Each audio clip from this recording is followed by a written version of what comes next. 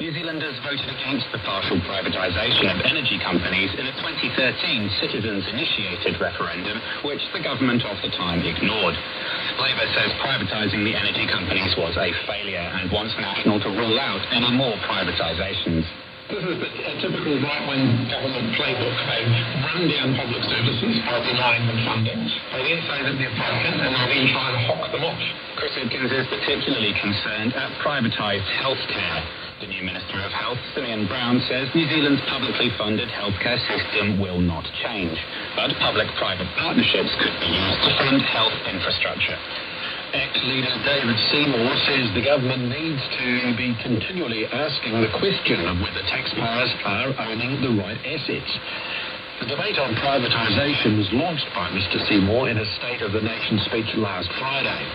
Mr Seymour says ultimately New Zealanders just want better infrastructure. I think the public appetite is for better infrastructure, better roads, better pipes, better pumping stations, more homes for the next generation. And if we can use the $570 billion worth of stuff the government owns and get a better deal on that stuff, I think they'll go for it.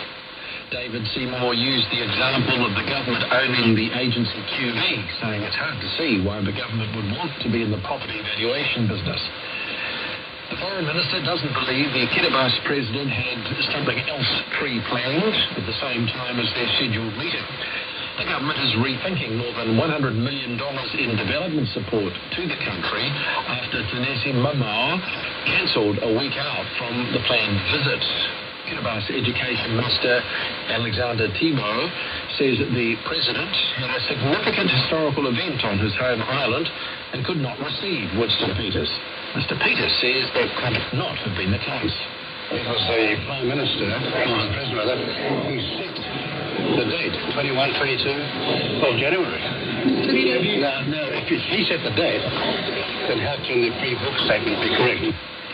Alexander Timo says that the Minister could have met with the Vice President just as Australia's Deputy Prime Minister did. A foreign aid expert believes Winston Peters' decision to review millions of dollars of funding to Kiribati is a bluff. Terence Wood, who is a fellow in development policy at the Australian National University, says he doesn't believe New Zealand is really willing to withdraw aid. So either Winston Peters is throwing his toys out of the cot, or this is a bluff. And my guess is that it's a bluff. Peters isn't stupid, and if he's really worried about Chinese influence in Kiribati, the last thing he'd want to do is withdraw all of our aid, because that's the only way we'll have any influence ourselves in Kiribati. It'd also be a terrible decision in development terms. Terence Wood says it would be geostrategically stupid move for aid to be withdrawn. MPs have paid tribute to slain police officer, Senior Sergeant Lynn Fleming, as they return to Parliament for the year. Lynn Fleming died after being struck by a vehicle in Nelson just after 2 o'clock in the morning of New Year's Day. A 32-year-old man has since been charged with murder. Speaking in the House this afternoon, Prime Minister Christopher Luxon told Ms Fleming's family he is in awe of the strength they've shown in such a time of hurt. Your Lynn was a truly special person, loving, dedicated and selfless. And as Aaron so eloquently put it during one service, words are simply not enough. Senior Sergeant Lynn Fleming, you are gone, but you will never be forgotten. Representatives of each political party rose to acknowledge Lynn Fleming's death today, along with holding a moment's silence. It is 6 minutes past 10. There are growing calls for the presidents of Rwanda and the Democratic Republic of Congo to restart peace talks amid conflicting claims about the situation in the eastern Congolese city of Goma. Authorities say the Congolese military has dealt a major blow to the Rwandan-backed M23 rebels, who say they're in control of the city. The BBC's Barbara Usher reports. The fate of Goma is still unclear. UN officials have said the situation is chaotic, with active zones of combat throughout the city. The new U.S. Secretary of State Marco Rubio condemned the M23 attack in a call with the Congolese president, who reportedly agreed on the need to restart peace talks with Rwanda, which is accused of backing the rebels.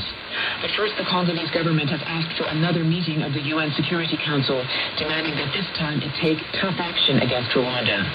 Kigali denies direct support for the M23, but the UN peacekeeping chief says there's no doubt Rwandan troops are supporting the rebels. Holocaust Holocaust survivors have urged younger generations to embrace unity on the 80th anniversary of the liberation of the Auschwitz Nazi death camp. Survivors have been joined by world leaders and royals at a commemorative ceremony in Poland. World Watch's Neva Chittick reports.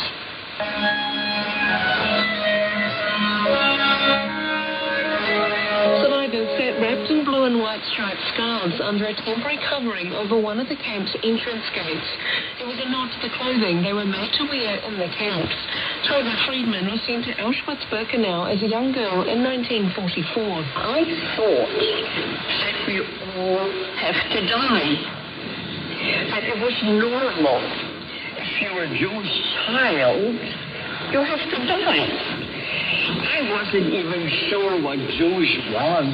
Fellow survivor Leon Weintraub used his speech to encourage young people to embrace inclusion and unity. His words have been translated. We, the survivors, we understand that the consequence of being so different is active persecution. The effects of which we have personally experienced. Poland's president says his country will keep the memory of the concentration camps alive, so history will never repeat itself.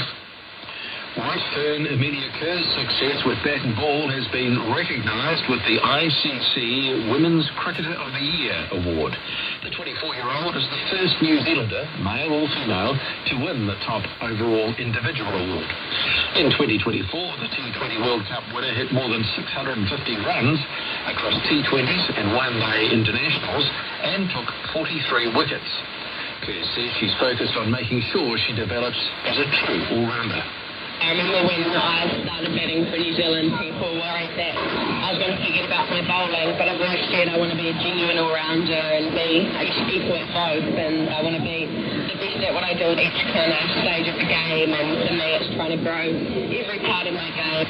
Amelia Kerr held off South Africa's Laura Wolvaert, Australia's Annabelle Sutherland and Sri Lanka's Tamari Atapatu to win. The former Te Pāti Māori Chief of Staff has recalled the pride Tariana Turia would show for her grandson being described as a gutted rugby player. Tributes have poured in for Pakai Turia, who died earlier this month, from rugby clubs all across Wellington and his last club in Queensland. Turia played 113 Premier games, scoring more than 800 points for Porneki Football Club. Helen Leahy says his grandmother, Tariana Turia, would express her joy about his achievements to everyone at Parliament. Mary Tariana would talk to the VIP drivers, talk to the security team, officials in the office. If anyone happened to mention the word rugby, she would say, "Do you know my mother?" Helen Leahy says his whānau are over in Brisbane to bring him home. Tech stocks have fallen on Asian markets for a second day as investors continue to be shocked by the release of the low-cost Chinese chatbot DeepSeek. Earlier, the US chip maker NVIDIA suffered the biggest single-day loss in US market history, just over $1 trillion New Zealand dollars. The BBC's Michelle Fleury has the details.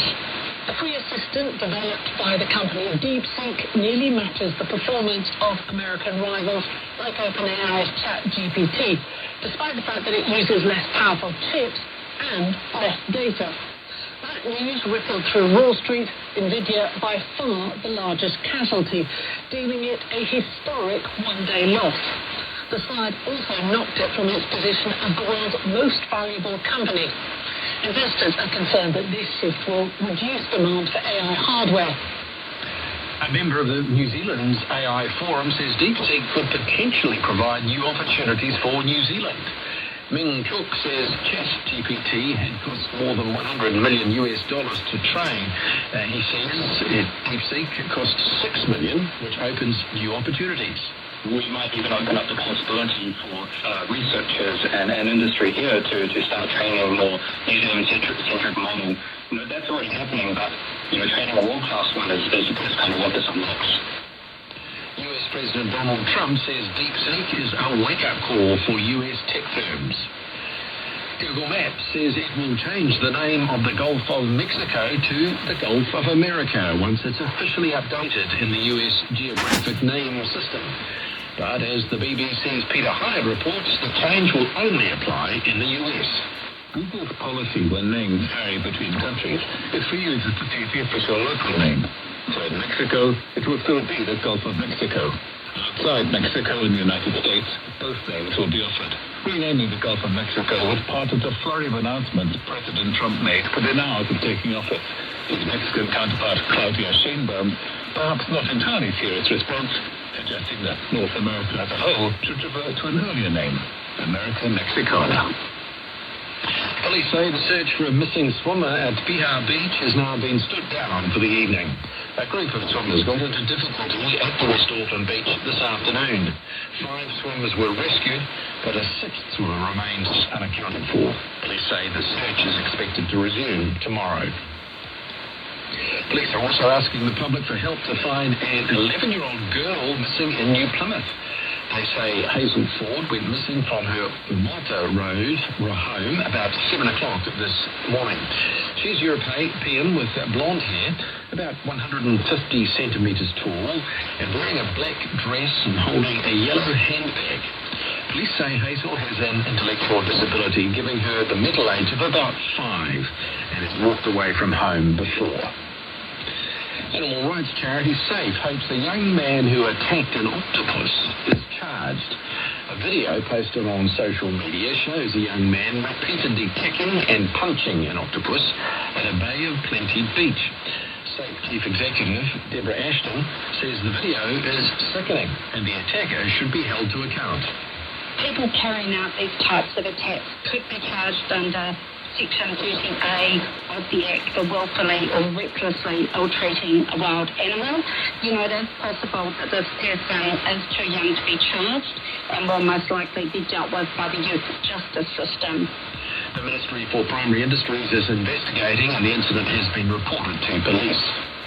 A group of West Auckland residents is trying to stop a proposed cell phone tower they say will affect house prices and native wildlife, with some even lying in front of diggers to prevent construction. They say they weren't consulted about the 20-metre mast on a private residential property in Waimalku. Spark says it is needed to improve cell phone coverage and provide broadband to 76 additional properties. As a permitted activity, the tower doesn't need resource consent. The highest price filly ever sold in New Zealand has been the talk of the annual Karaka yearling sales. The Somerville sired filly has sold for $2.4 million following competitive bidding at the auction in South Auckland.